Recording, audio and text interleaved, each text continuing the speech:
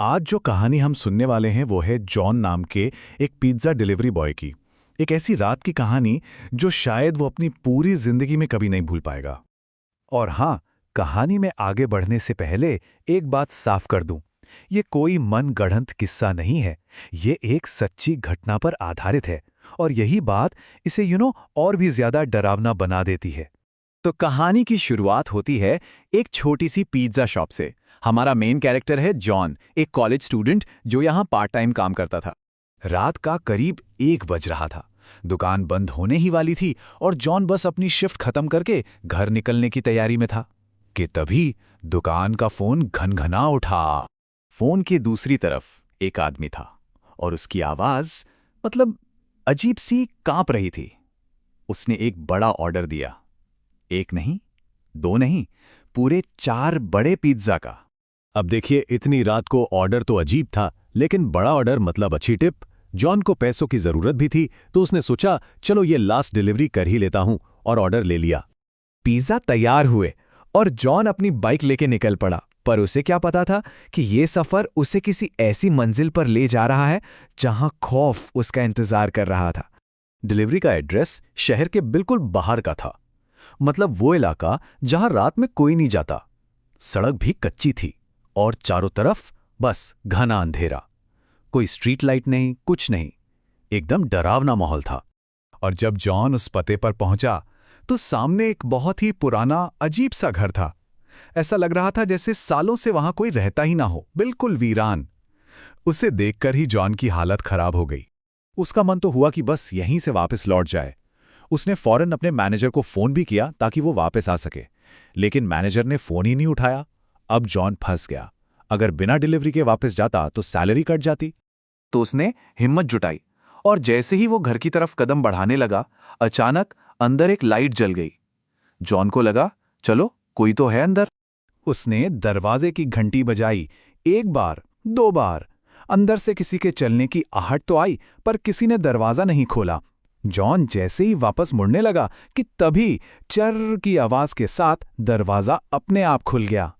दरवाजा खुला देखकर जॉन अंदर चला गया, लेकिन उसे इस बात का जरा भी अंदाजा नहीं था कि अंदर कौन या क्या उसका इंतजार कर रहा था। हॉल पूरा खाली था।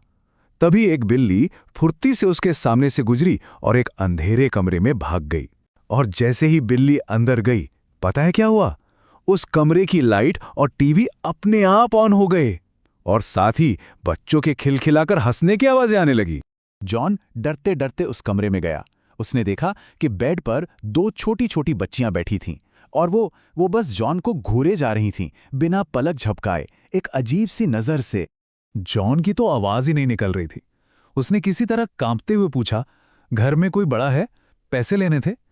लेकिन उन्होंने कोई जवाब नहीं दिया। अचानक उन दोनों लड़कियों की आंखें पूरी तरह सफेद हो गईं। सोचिए जरा, ये देखकर जॉन का क्या हाल हुआ होगा। और फिर उनकी वो खामोशी एक खतरनाक, डरावनी हंसी में बदल गई। उन्होंने हंसते हंसते कमरे के दरवाजे की तरफ इशारा किया। जॉन ने जैसे ही पीछे मुड़कर देखा, उसके होश उड़ गए। दरवाजे पर ठीक उसके सामने एक भयानक सी औरत खड़ी थी। बस इतना देखना था कि जॉन के हाथ से पिज्जा के डिब्बे छूटे और वो चिल्लाता हुआ भागा।